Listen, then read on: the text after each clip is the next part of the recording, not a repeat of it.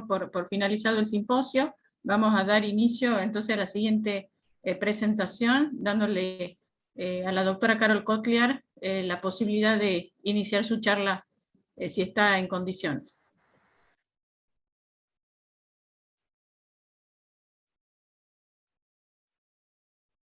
Sí, ¿cómo están? Encantada. Estoy buscando la presentación. Es un minuto y estamos. Bien, yo voy a aprovechar para hacer la presentación de usted. Mejor. Gracias. Desde la Sociedad de Cardiología de Tucumán tenemos el agrado de presentar a la doctora Carol Kotliar, especialista en cardiología, especialista en hipertensión arterial, doctora en medicina.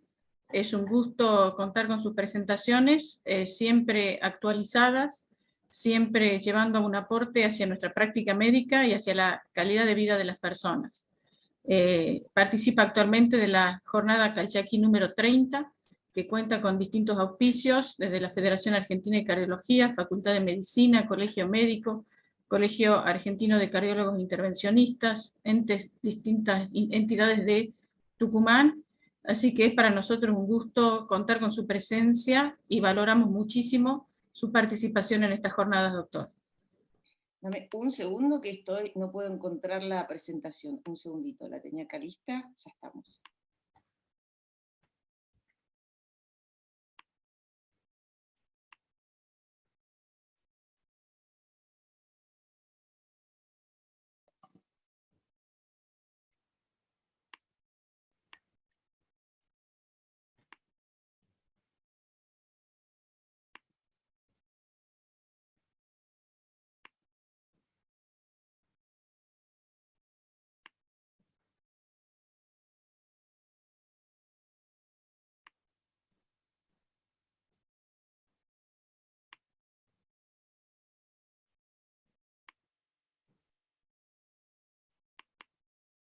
A ver ahora si se ve. Creo que sí. ¿Me confirma alguien de los asistentes? No estamos viendo. ¿Todavía no?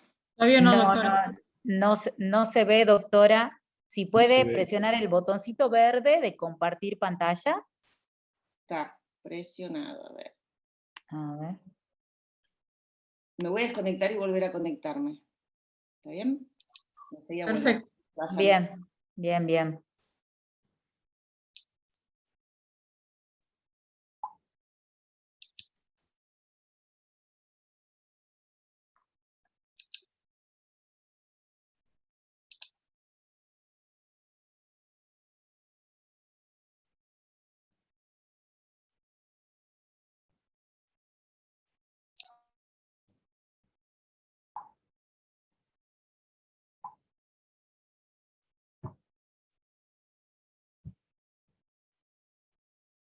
Presentamos Vindamax Tafamidis 61 miligramos. Vindamax es el primer tratamiento farmacológico aprobado para la amiloidosis cardíaca por Transthyretina en Argentina.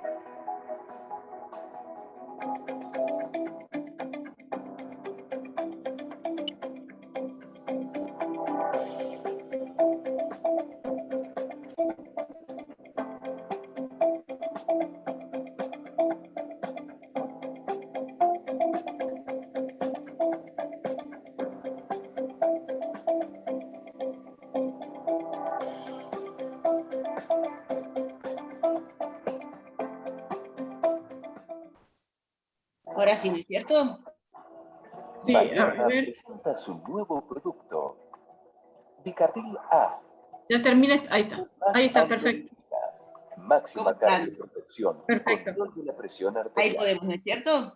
Sí, doctora, muy bien. Bueno, muy bien. Les pido disculpas por esta demora. Bueno, les cuento que un poco la propuesta de la doctora Gabriela Feldman acerca de hacer esta charla con ustedes, me encantaría poder hacerla lo más interactiva a pesar de esta gran distancia que hoy nos separa, ¿no? Pero un poco era tratar de plantear qué me reveló a mí en lo personal, acerca de la hipertensión arterial, la pandemia. Y creo que fueron dos grandes revelaciones. A lo mejor se sorprenden con cómo se los estoy planteando, pero La principal revelación tiene que ver con lo que yo entiendo que es volver a encontrar el rol de la inflamación y el de la ECA2. Creo que antes de la pandemia, muy pocos médicos aceptaban en una jornada, en una reunión de expertos inclusive, no les digo ya de medicinas más, a lo mejor generalistas, que uno interpelase a la enfermedad hipertensiva o a la enfermedad cardiovascular como mecanismos por el cual el cuerpo entero está enfermo a partir de inflamación.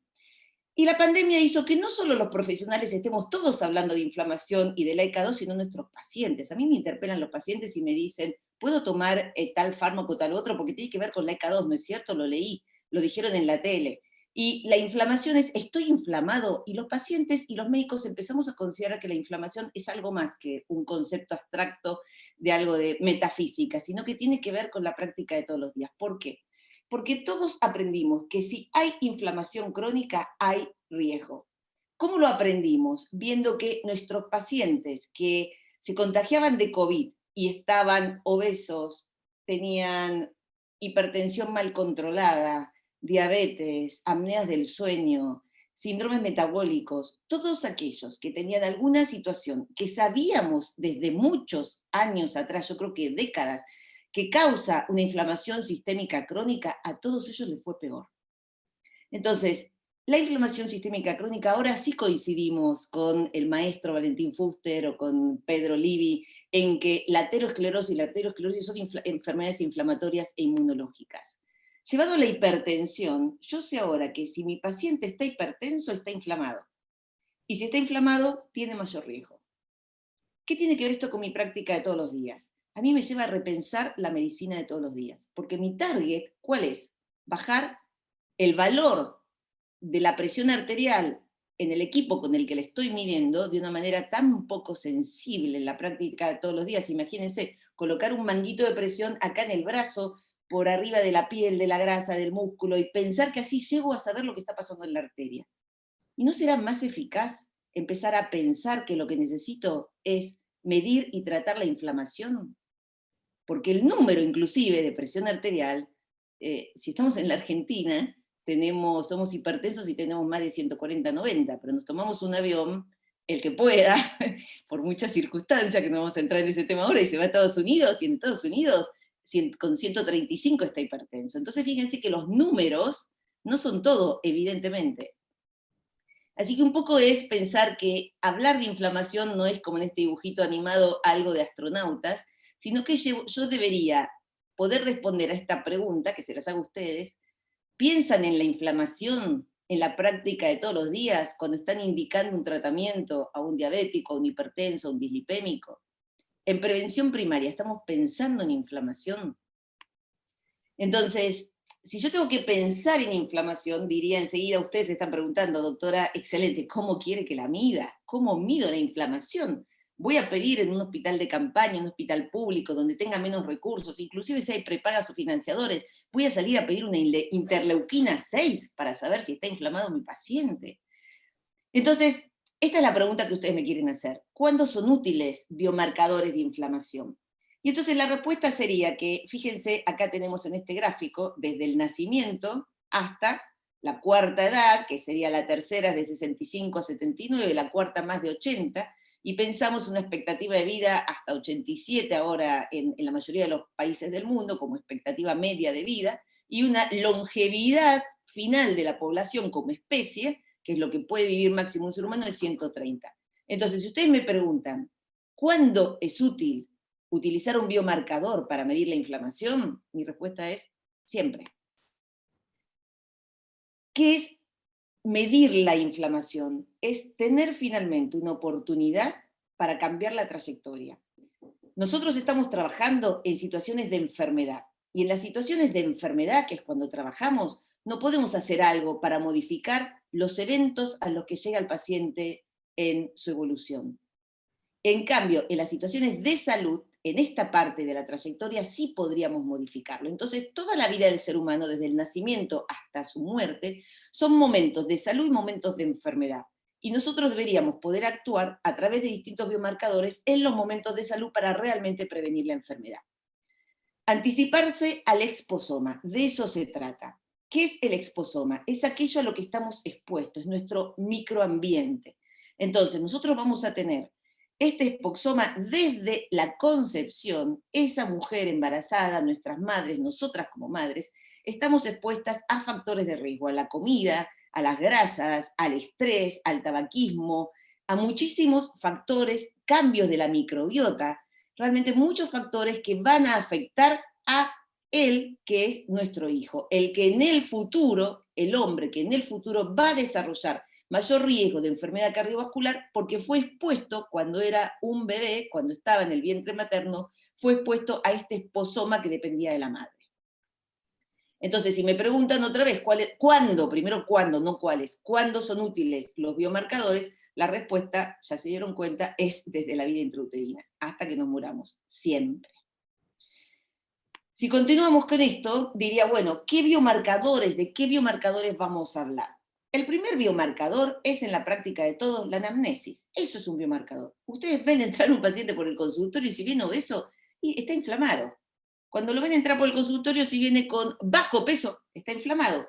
Si lo ven que viene, cuando le dan la mano, está sudoroso, pálido, estresado, el estrés es un biomarcador de inflamación también. O sea, la anamnesis nos va a hablar de su inflamación en el examen físico. Si yo lo voy a interrogar, muchísimo de lo que tiene que ver con las pautas de estilo de vida, con las métricas de esta medicina de estilo de vida, de este riesgo cardiovascular, también me van a hablar de estas métricas que él me va a traer en la mano, sus laboratorios, su glucemia que sea mayor de 100, su LDL mayor de 100, su colesterol total mayor de 200, su lipoproteína A mayor de 30, todos esos son biomarcadores que me van a decir, este paciente está inflamado. Y si su presión arterial está normal o su colesterol está normal, no importa, está inflamado. Entonces, este es el paciente que yo digo, qué bien lo tengo, bien controlado, lo tengo en target, y al poco tiempo me hace un infarto y lo interno.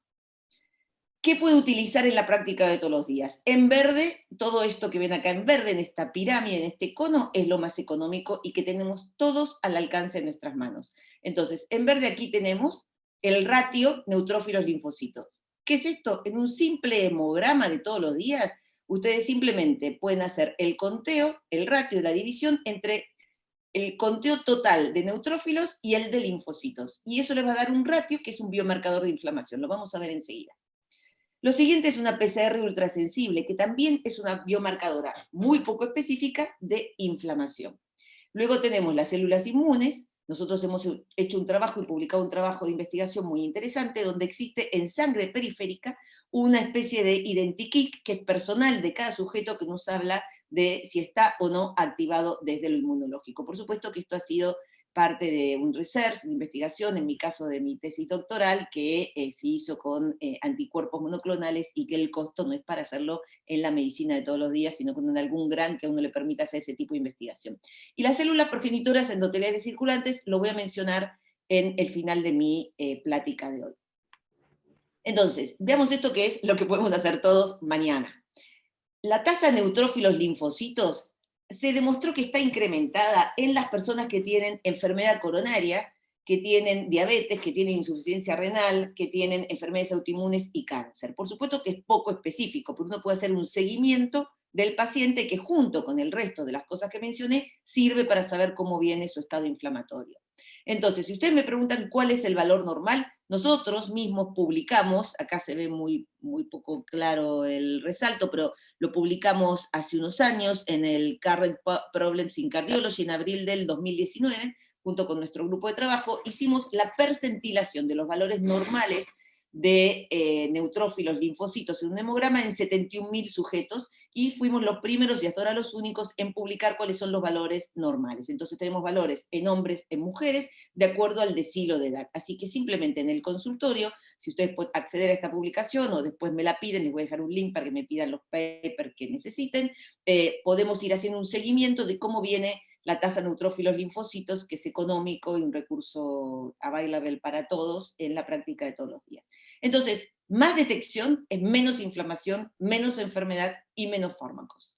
Esto me lo enseñó el COVID. ¿Por qué? Porque todos nos dimos cuenta que estar inflamado incrementa el riesgo. Y el que está inflamado fuera, cuando salgamos de esta pandemia, recordemos no olvidar que la inflamación debería pasar a ser nuestra meta de tratamiento.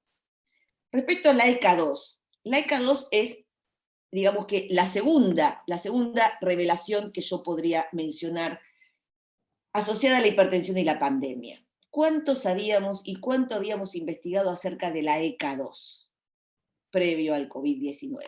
Entonces, ahora sabemos que la ECA2 es una de las enzimas, de las proteasas que participan en la regulación del sistema renina-angiotensina-aldosterona.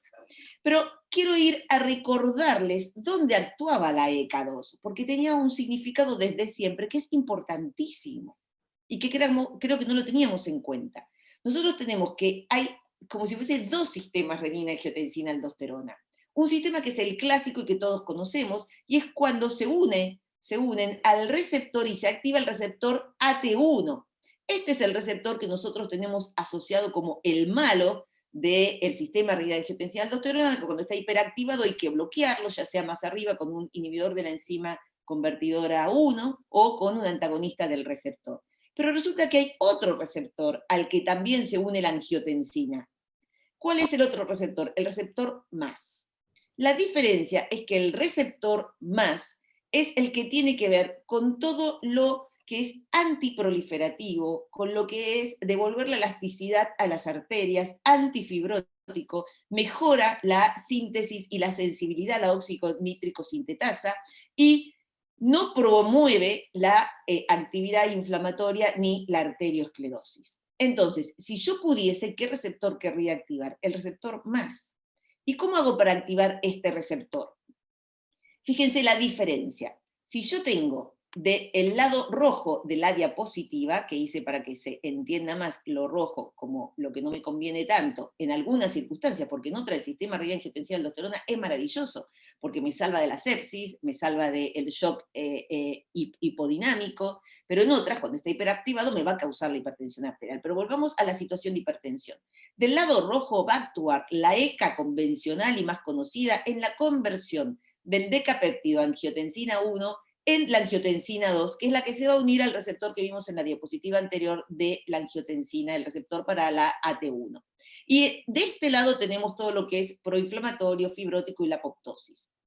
Si yo tuviese más angiotensina 1, que no fuese, porque existe un inhibidor de la enzima de conversión, que no siguiese este camino, este sistema, entonces esta angiotensina 1, que es el decapéptido 1,10, iría hacia el lado verde, se convertiría por acción de la ECA2 de esta proteasa, se convertiría en la angiotensina 1,9. Esta angiotensina 1,9 vuelve a necesitar que la ECA convencional la transforme en angiotensina 1,7, que es la que va a activar al receptor más. ¿Qué otra fuente tengo de angiotensina 1,7? Cuando yo utilizo un antagonista del receptor de la angiotensina 2, como todos los sartanes, en ese caso lo que voy a hacer es generar más angiotensina 2 disponible. Esta angiotensina 2, que no puede unirse al receptor que está inhibido, también se va a convertir por la ECA2 en angiotensina 1,7 activando el receptor más. Entonces, la pregunta que les hago, que está aquí escrita, si yo deseo que el sistema se incline más hacia el lado de lo antiinflamatorio, de lo antiapoptótico, de lo antiaterosclerótico, de lo antihipertensivo, ¿necesito más o menos angiotensina 1,10 y más o menos angiotensina 1,8? Necesito que haya más libre para que pueda ir hacia el lado de la ECA2 y activar al receptor más. ¿Por qué esto pasa a ser importante primero porque lo aprendimos mejor, y segundo, ¿por qué pasa a ser importante durante la pandemia? Porque si yo recuerdo que las primeras noticias que salían en todos los diarios, en los noticiosos y en algunos artículos, y las sociedades científicas teníamos todos que estar corriendo para definir si seguíamos con el mismo tratamiento habitual o le estábamos haciendo un daño al paciente. Porque con un IECA o con un antagonista receptor que teníamos más ECA2, y la ECA2 es la que parecería que abre la puerta para que entre el coronavirus al organismo, a las membranas cardíacas, a las membranas de todo el cuerpo, las respiratorias, las endoteliales. Entonces yo quería menos ECA2, pero ¿qué sucedió? Que vimos que aquellos que en realidad estaban tratados con estos fármacos, les iba mejor que al que no estaba tratado. ¿Y por qué? Porque estos fármacos lo que lograban era que el huésped, o sea, el paciente que estaba enfermo, contagiado por el COVID, infectado por el COVID, tenía un tono menos inflamatorio basal, porque venía mejor protegido, y tenía un tono que lo protegía por la mayor vasodilatación, por la mayor acción antitrombótica de la activación del receptor MAS. Entonces la respuesta de todas las sociedades y de todos los expertos fue: sigamos con el mismo tratamiento. Si salimos de esta situación de la pandemia, vamos a ver qué sucede con la angiotensina 1,7. Si yo utilizo un inhibidor de la ECA, ya lo dije, se incrementa, entonces voy a ir hacia el lado verde. Con los antagonistas de la T1 se incrementa, con los calcioblocantes queda neutro y con la hidroclorotiazida queda neutro. Entonces un poco esto es como un resumen muy, muy sucinto de lo que tenemos que conocer de esta revelación más popular ahora de lo que sucede con la ECA. Por otra parte, si yo tengo que decir algo acerca del COVID, puedo decir que todos seguimos aprendiendo acerca del rol del sistema renina-angiotensina-aldosterona y el manejo farmacológico durante esta pandemia y estas infecciones. Y que el modelo más útil debería ser el del sistema renina-angiotensina en las situaciones de activación inflamatoria e inmunológica. El dibujo del mono es porque me sentiría muy mal si alguien cree que me considero que sé algo más que cualquier otro acerca de lo que sucede con el COVID y la hipertensión, porque creo que todos estamos aprendiendo y vamos hacia adelante y hacia atrás cada día. Sí quiero decirles que en todo esto, de lo que mejor se trata, de lo que mejor podríamos hacer, es de aumentar las ganancias y reducir las pérdidas. Entonces, si todos nuestros pacientes están no inflamados frente a la próxima pandemia, tercera ola del COVID, o próxima pandemia que venga en el mundo, de otra cosa, tenemos que lograr cambiar nuestra meta hacia pacientes que no estén inflamados. Y eso es la ganancia. Preparémonos para la próxima catástrofe de este tipo. Dejemos de estar inflamados. Todos sabemos como cardiólogos o como clínicos qué significa no estar inflamado. Significa tener los biomarcadores que hablamos antes, pero no los de biomarcadores de inflamación, sino los biomarcadores de enfermedad cardiovascular, la glucemia, el LDL, el HDL, el ácido úrico, los triglicéridos, caminar nuestros 150 minutos, nosotros mismos como profesionales, nuestros 150 minutos por semana, estar en el peso adecuado, ni siquiera sobrepeso, no fumar, abandonar el tabaquismo, abandonar el estrés de alguna forma, dormir bien entre 6 y 8 horas, ¿cuántas cosas podemos hacer para prepararnos con más ganancias que pérdidas para la próxima catástrofe? Eso debe ser una de las revelaciones y principales lecciones que debemos haber aprendido. Entonces, yo tengo que decir, como respuesta a esta pregunta que me hacen frecuentemente, si en el COVID la ECA2 ayuda o perjudica, la respuesta es depende. ¿Depende de qué? De la condición inflamatoria previa. Entonces, acá todo en COVID depende de cómo te paraste para recibirlo, cuál era tu situación de vulnerabilidad o de protección. Entonces, para ampliar un poco esta perspectiva, gracias a la posibilidad y a la invitación que me hicieron ustedes, organizadores de estas jornadas calchaquíes de cardiología, quería comentarles también que dos pilares que no pueden faltar en nuestra formación para el manejo de la hipertensión es el estudio de las causas y de los mecanismos. Creo que ya pasó la etapa en la que le damos cualquier fármaco a todos. El mismo talle, ya lo habían dicho en una famosa anécdota de un emperador chino, justamente, no le queda bien el mismo talle de traje a todos. Entonces no le queda bien a todos nuestros pacientes, no le hace bien el mismo fármaco.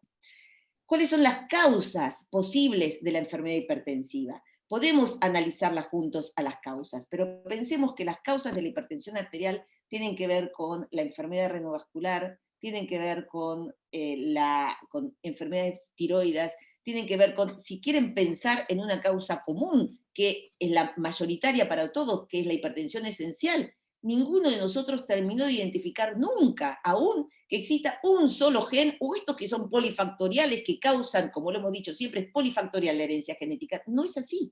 ¿Por qué? Porque lo que heredamos, cuando decimos que tu hipertensión es esencial, lo que estamos heredando es la pérdida de la habilidad necesaria del sistema renal para manejar la carga de sal y de estrés. Entonces, lo que heredamos es esa alteración renal para manejar adecuadamente la carga de sal y de estrés. Y eso es nuestra vulnerabilidad si nos toca ser hipertensos. Y la misión del médico es detectarlo a tiempo y lograr una medicina de estilo de vida para que nuestro paciente pueda no enfermarse. Respecto a lo que es los mecanismos, que me parece lo más importante en el momento de definir un tratamiento. Bueno, la doctora Feldman me ha escuchado hasta el cansancio ya acerca de este tema, así que pobre, le toca otra vez. Les cuento que todos sabemos, sobre todo los que son cardiólogos en esta charla, que existe un trípode del equilibrio hemodinámico, que está definido por el equilibrio entre el índice cardíaco, las resistencias vasculares y el volumen. Si este equilibrio se pierde, podemos tener un sujeto que tenga hipertensión arterial porque está normodinámico, con un volumen y unas resistencias normales, pero un incremento del líquido extracelular, del volumen intravascular. Este sujeto, ¿qué va a necesitar de tratamiento? Que le bajemos el volumen, probablemente con un diurético. En cambio, si tengo este otro sujeto, que lo que tiene es un perfil hiperdinámico, donde está más pesado y pesa más el índice cardíaco, tiene un incremento del índice cardíaco respecto a las resistencias y al líquido extracelular. Este sujeto no le den vasodilatadores, porque van a incrementar más su presión arterial. Este sujeto denle algo que bloquee su incremento del índice cardíaco, y el caso más frecuente es el hipodinámico, que lo que tiene es un incremento de las resistencias con un índice cardíaco que suele estar en relación, reducido en relación, y con un líquido extracelular que esté normal. Todas estas son las infinidad de combinaciones posibles, porque nunca viene tan sencillo. Hola doctora, soy un hipodinámico puro, solo tengo aumento de las resistencias y todo lo demás lo tengo bien. Siempre se combina todo.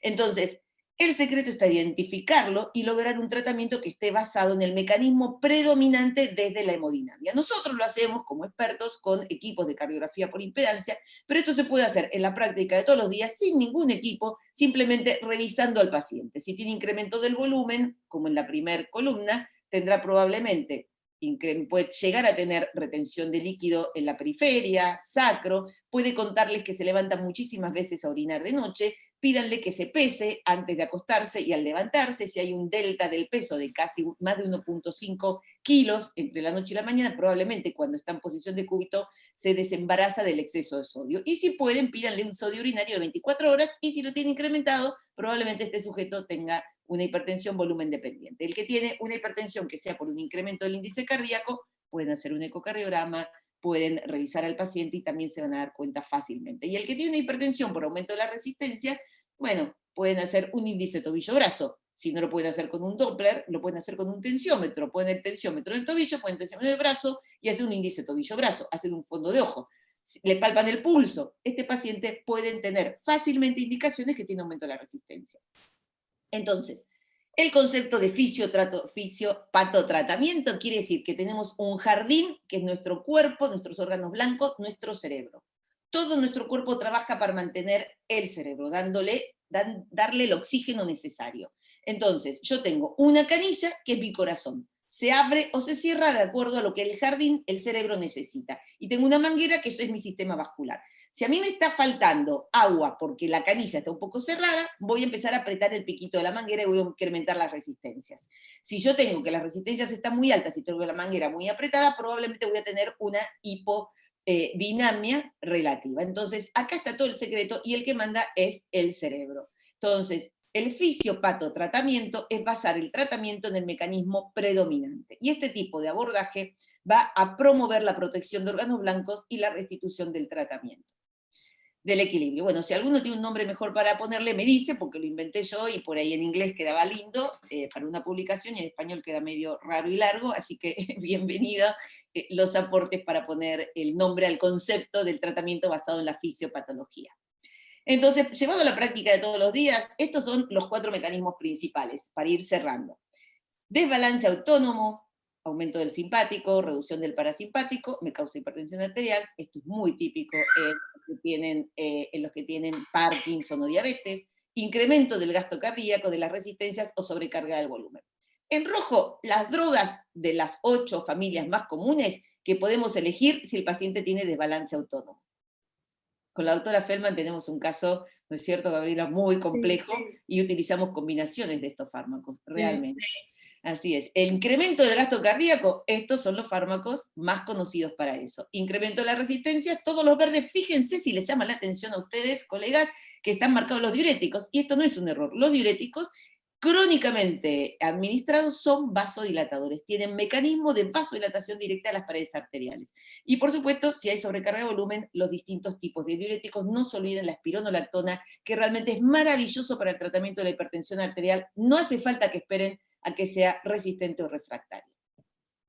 Mecanismos es lo que conversamos recién, analicemos juntos los mecanismos de los pacientes, pero fíjense qué importante, que a veces el mecanismo tiene que ver con, y acá ya entramos en el otro tópico que me habían pedido, que era el endotelio, y los mecanismos tienen que ver mucho con la pérdida de equilibrio. Entonces, un mecanismo de hipertensión arterial va a buscar el equilibrio. Imagínense que ustedes tienen un paciente que en realidad lo que tiene, como en el segundo caso, una estenosis de la arteria renal y ustedes no se dan cuenta que su aumento de la presión arterial es para reducir la isquemia renal y por eso tiene un aumento o del volumen o de la contracción vascular. Y ustedes le bajan la presión arterial. O tiene un paciente que tiene una apnea del sueño y necesita más oxígeno al cerebro, por eso está hipertenso. ¿Y qué hacemos? Le bajamos la presión. No está bien, no está bien. Porque vamos a estar contentos que le acercamos la presión a las metas y va a tener un ACV o un ataque cardíaco. Entonces, fíjense, a ver, este paciente tiene 78 años. 78 años. Gabriela, ¿vamos bien de tiempo? Sí, vamos bien, doctora. Perfecto. Perfecto. Entonces, este paciente tiene 78 años. Es un hipertenso que fue diagnosticado a los 61. O sea, tiene unos 10 años o 15 años de hipertensión. Está con valsartán y amlodipina. Su presión habitual es 130/80. Fumó 20 cigarrillos hasta los 65. Es un ex tabaquista. Tiene una dislipemia tratado con estatina. Y consulta por 170/100 de golpe, o sea, las últimas veces que se midió, y en el consultorio me viene a ver y tiene 182/95. ¿Cuál es mi primer diagnóstico diferencial? La verdad que yo no empezaría, entra el paciente al consultorio y no empiezo a preguntar, bueno, muéstreme el último análisis, el colesterol y su familia, y cuántos antecedentes tiene, cuánto camina. Si él me dice, venía con 130/80, fumé antes, tengo 78 años, y mi presión se incrementó ahora, pienso tiene una estenosis renovascular. Entonces ya estoy pensando el mecanismo. Por supuesto que voy a ir a buscarla, voy a ver si tiene, cómo está su función renal, pero voy a adecuar la medicación, pero hay que pensar primero en el mecanismo. Si yo pienso causa estenosis renovascular renal, la tengo que descartar. Mecanismo, y va a ser probablemente, si es unilateral, incremento de las resistencias, y si es bilateral, incremento del volumen. Fíjense cómo pensamos también, acá tenemos otro caso diferente. 66 años, una mujer, tiene hipertensión desde los 55, también unos 11 años antes. Su presión es 120/70, es hipotiroidea, no importa con qué está tratada para este ejercicio, dice que está constipada y tiene 200 ahora de presión. Y su potasio es 3.2. ¿Sí? El que está pensando, el primer diagnóstico diferencial, hiperaldosteronismo, no, más fácil es, más fácil. Si dice que es hipotiroidea y está constipada, y se los cuenta de entrada a la paciente, pregúntele, ¿está usando algún laxante, señora? Probablemente sí. Hay uno muy común, que es la cáscara sagrada, que se vende sin receta, hay que usarlo 5 días. Lo usan más tiempo y tiene como si fuese un alcaloide del cornezuelo de centeno, y causa severísima hipertensión y causa hipocalemia. Entonces, las sustancias presoras, en este caso, el cuento es para que sea más amigable acerca de los laxantes en una mujer constipada de esa edad, que los usan muchísimo, pero tenemos los chicos jóvenes. Yo estuve viendo la semana pasada un chico de 28 años que tenía 230/120 en la presión, en la consulta, y el monitoreo de presión arterial 24 horas era terrible, nunca había visto uno así.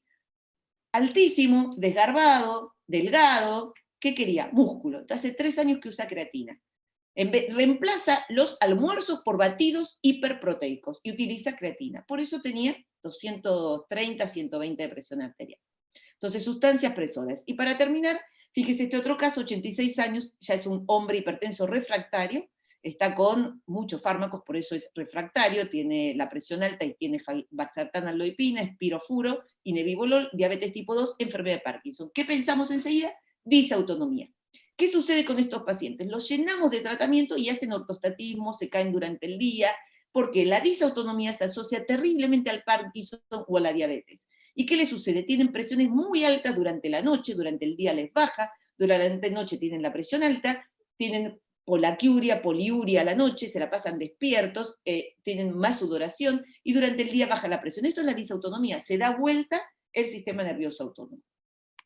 Un poco la idea era contarles que el temor de todos los pacientes, de nosotros también, es que no quieren tener un infarto ni una ACV, no quieren envejecer y tener demencia, no quiero perder mi autonomía y no me quiero morir aún. Entonces, un poco como profesionales, buscarle la vuelta a, yo no le diría que es innovación, sino a pensar y repensar cómo manejamos a nuestros pacientes, creo que vale la pena, creo que las revelaciones durante el COVID nos permitieron ahondar más de una manera que creo que ha sido un hito para nosotros, hemos ahondado más y estudiado más de la mano del paciente, que estudiaba y veía las noticias y los papers. Los pacientes saben ahora del New England y que pueden leer el New England o el Lancet de la mano nuestra. Así que creo que nos deja, son revelaciones, nos puede dejar muchísimas aprendizajes y sin duda nada va a ser igual. Entonces, buscar en el tratamiento no solo bajar un valor, sino buscar restituir al paciente la homeostasis y compensarlo desde lo fisiológico. Doctora Feldman, usted dirá, porque me había dicho que cerrase con unas diapositivas de cierre acerca de este otro tema, me dirá si continúo o me hacen preguntas ahora. No, sí puede continuar, doctora. ¿Cómo no? Entonces, esto es mucho más breve, entonces me habían pedido que les cuente acerca de ponerle números al endotelio, si esto es posible, ponerle números al endotelio. Entonces, lo que yo quise es aprovechar esta oportunidad para compartir con ustedes una de las mejores investigaciones que publicamos con nuestro grupo de trabajo en los últimos años. Y esto empezó así. Hace un tiempo nos empezamos a plantear que, ¿por qué alguien, si algunos son muy jóvenes en la audiencia, seguro que no conocen tanto de estos personajes, pero se los cuento, por qué hay un sujeto como Jim Fixx, que era un maratonista muy famoso americano? Jim Fixx no tenía sobrepeso, era muy famoso y la gente lo quería mucho, delgado, no tabaquista, realmente una persona sanísima, modelo de vida, de familia, etc. Se murió de un ataque cardíaco masivo a los 52 años. Y sí, todos habrán oído hablar de Winston Churchill, primer ministro durante la Segunda Guerra Mundial. Inglés, ¿no es cierto? Entonces Winston Churchill, fíjense, lo ven en la foto, obeso, tabaquista, no había un segundo que no fumase, no hipertenso, el más hipertenso. Se murió a los 89, a los 90 años. Y después, otra anécdota también interesante que nos hizo pensar mucho, este era un hombre no tratado y no diagnosticado de ninguna enfermedad cardiovascular. Este estaba diagnosticado y no tenía adherencia cero a cualquier cosa. Y este otro, Tim Russert, era un comentarista político que estaba en la televisión todo el tiempo en Estados Unidos, y él recibía por haber tenido hipertensión arterial y colesterol alto, era muy adherente y estaba tratado con estatinas, en esa época se utilizaba también aspirina en prevención primaria, y ECA, y había alcanzado las metas perfectamente de esa época, tanto en presión arterial como en perfil de lípidos. Este hombre, estando en el televisor, dando una charla, se murió delante de las cámaras. Entonces, Tim Russert, riesgo residual. Winston Churchill, falta de adherencia y todos los factores de riesgo. Y Jim Fixx se murió sin tener el diagnóstico previamente. ¿Qué pensamos viendo esto? Pensamos lo siguiente, que hay gente que tiene un riesgo cardiovascular clínico, piensen en el Framingham si quieren, piensen en cualquier score de riesgo, el Framingham es el más sencillo para pensar para el motivo de esta charla. Piensen en gente que tiene un riesgo de Framingham bajo y gente que tiene un riesgo de Framingham alto. Este sujeto que tiene un riesgo de Framingham bajo, y yo le hago un estudio de rigidez vascular, nosotros hacemos un estudio de velocidad de onda de pulso, que es un estudio de distensibilidad vascular, medimos el tiempo que tarda la onda de pulso en recorrer una distancia, desde el brazo hasta la ingle, o puede ser el carótido femoral. Entonces nosotros medimos la rigidez o la distensibilidad arterial, y eso quiere decir arterioesclerosis. Aterosclerosis en la placa, arterio es la rigidez. Entonces, este sujeto tiene bajo riesgo y tiene baja arteriosclerosis. ¿Qué condición tiene? Normal, es lógico, es lo que todos esperamos. Tengo bajo riesgo, tengo arterias sanas. Tengo otro sujeto que tiene un riesgo alto, un Framingham alto, y tiene más arteriosclerosis y arterias enfermas. Es lógico, está enfermo. Me parece súper lógico y todos piensan que así tiene que ser. Ahora, miren qué pasó acá. Tengo este sujeto que tiene un riesgo cardiovascular clínico bajo, pero tiene una rigidez vascular muy incrementada, o sea, tiene un incremento de la arteriosclerosis. ¿Cuál es la situación de este sujeto? Es vulnerable. ¿Quién es? Jim Fixx, el atleta. Y este otro sujeto tiene un riesgo de Framingham muy alto, pero tiene una rigidez vascular reducida, tiene arterias totalmente elásticas, está protegido. Vamos a la práctica de todos los días y no los personajes. Viene un paciente que hace actividad física, que está, si está medicado, está en metas, que es adherente a todo lo que ustedes le indican, le hace un estudio de rigidez arterial, de arteriosclerosis, si quieren háganle también algún estudio de placa, un ecodoppler de vasos de cuello, y tiene placas y tiene arteriosclerosis, tiene aumento de la rigidez. Entonces le dice, ¿cómo puede ser, doctor? Si hice todo lo que usted me dijo. Mire, es genético, no sé, usted es vulnerable. Y el otro sujeto, a mí me pasa muchas veces, mis amigas me dicen, Carol, por favor, miralo a mi esposo, esto es una intimidad, miralo a mi esposo que está gordo, fuma, ronca, no hace caso, come de todo.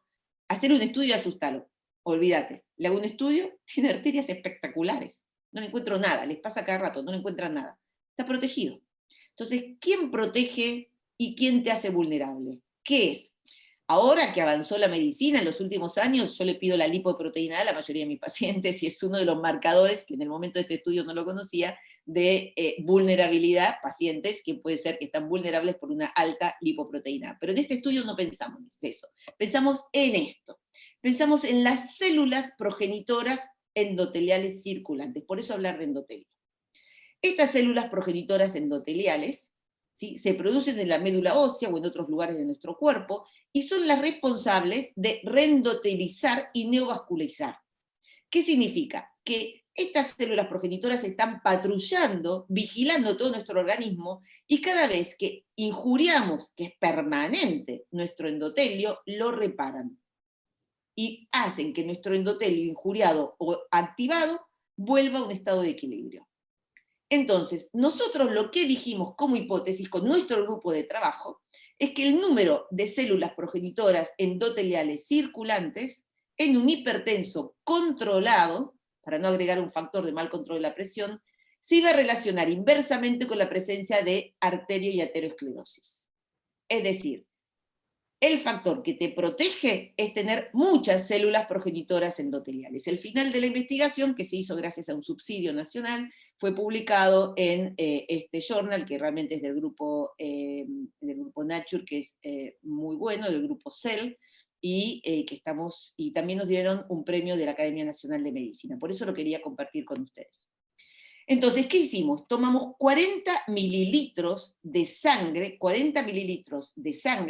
de nuestros pacientes voluntarios en el Hospital Austral. Con estos 40 mililitros de sangre, sangre venosa, ¿no es cierto? Lo que hicimos fue cultivarlas para observar si se producían más o menos colonias de células progenitoras endoteliales. Esto que ven acá es una placa de Petri, y cada pelotita de estas son células progenitoras endoteliales circulantes de uno de los pacientes voluntarios. Y se identificó por primera vez en nuestro grupo que entre esta organela, entre esta célula progenitora y esta, había esto que es un nanotúbulo. Entre esta célula y esta, identificamos estas estructuras por donde una célula le pasa a la otra, nada más ni nada menos que organelas como mitocondrias, etc. Son nanotúbulos. Este es el segundo paper que publicamos de lo mismo, porque lo que identificamos fue lo siguiente. Este es un cuadro un poco difícil, nos tomamos un ratito para entenderlo. Nosotros clasificamos a nuestros 120 sujetos, los clasificamos en vulnerables, protegidos, y pusimos un control de los vulnerables y un control de los protegidos, y un grupo control de normotensos, ¿sí? 3 grupos controles. ¿Quiénes eran los vulnerables? Lo que les conté antes. El vulnerable era el sujeto que tenía un bajo riesgo clínico de Framingham, cuando lo veía en el consultorio y lo invitaba a participar.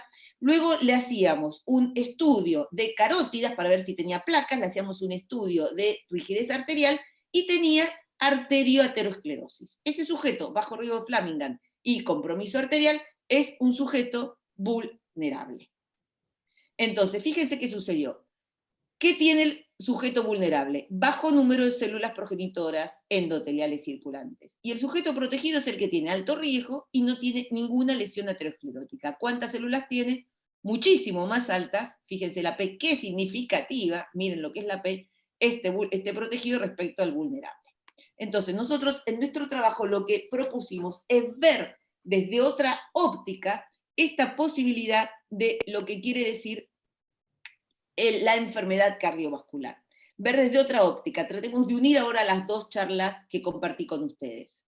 El endotelio y la inflamación. Entonces, el endotelio es el órgano de choque. Existen biomarcadores de lesión endotelial, existen biomarcadores de inflamación, es todo lo mismo.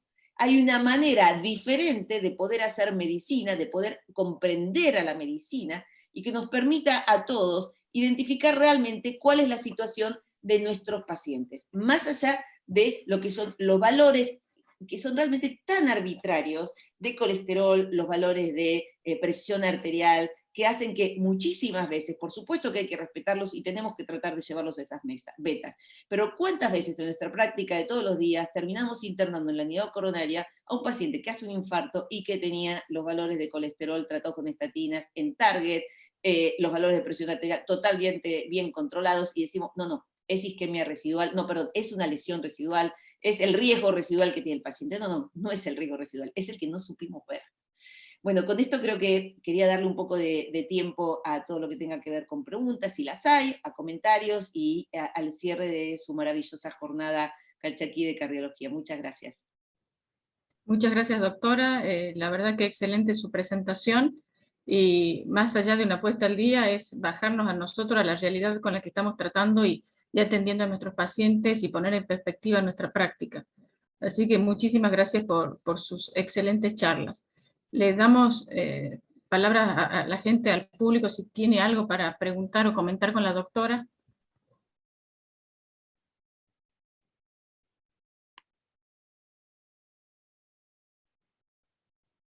Yo le voy a aprovechar hasta que empiece quizá el resto del público. ¿Cómo maneja el estilo de vida de las personas? Porque es todo un tema, uno quiere conseguir o lograr algún objetivo, pero todo tiene que ver con la decisión en relación al estilo de vida de cada uno de los pacientes. ¿Cómo hace eso? Mira, lo que te cuento un caso de hoy, por ejemplo, porque me parece lo más fácil. A todos nos pasa lo mismo, ¿no? O sea, uno habla en la consulta, no solemos tener mucho tiempo para las consultas, es una realidad de nuestro país y de todos los médicos. Yo me estoy basando bastante en algo que propuso la American Heart Association, hago gráficos con eso, que son las 7 métricas, ¿sí? Las 7 métricas del estilo de vida, o sea, las pueden bajar, después les comparto el link, se llama así, Lifestyle 7 métricas, que son simplemente y se los doy anotado con un dibujito a los pacientes. ¿Viste? 1, hacer los 150 minutos de actividad, tener tu presión para los americanos es 130/80, tu índice de masa corporal en 25, todo lo que ya sabemos, ¿no? Los valores del LDL, colesterol total, etcétera, etcétera, glucemia, etcétera. Creo que una de las estrategias que aprendí, que realmente lo insiste el doctor Fuster muchísimo, es que darle al paciente, empoderar al paciente. El paciente tiene que sentir que es el responsable. Entonces, te voy a contar una estrategia muy simple, por ahí es medio demasiado de colegio.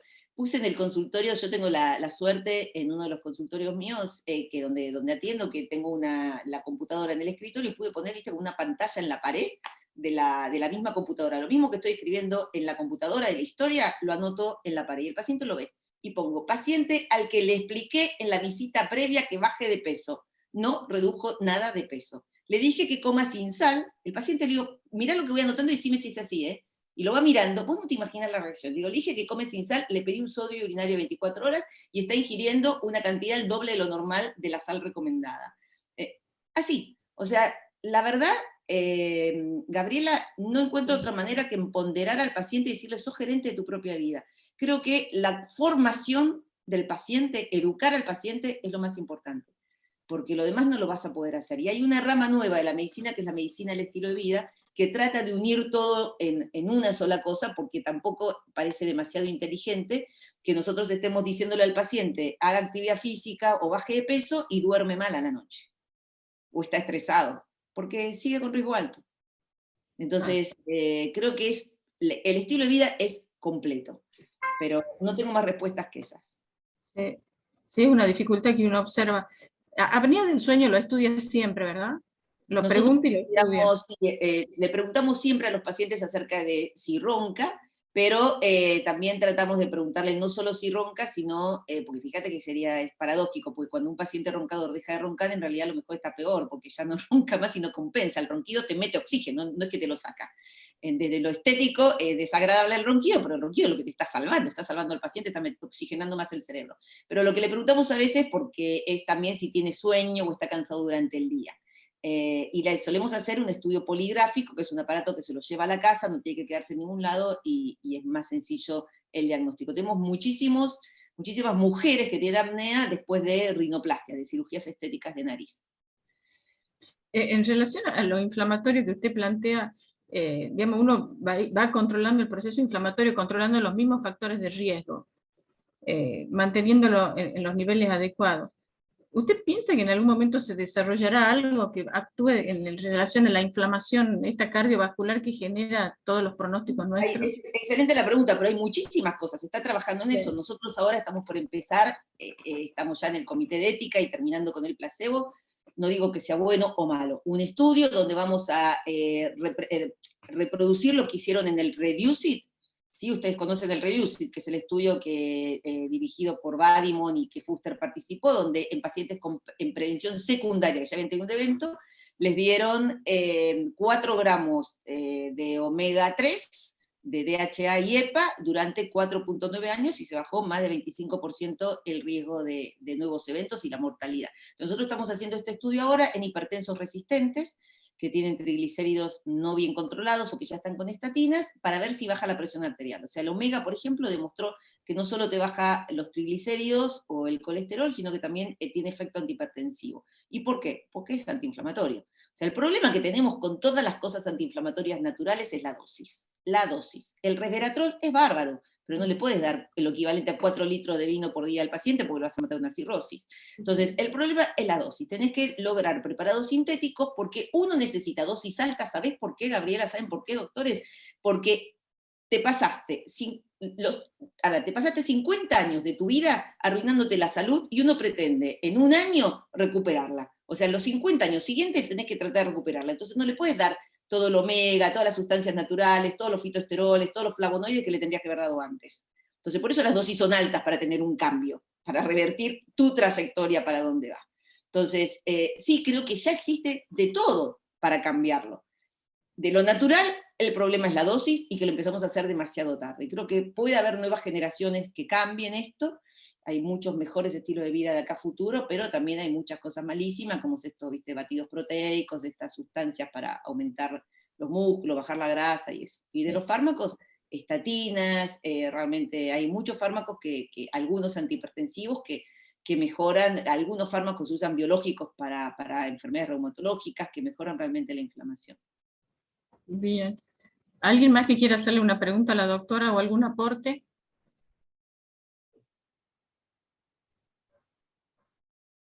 Bien.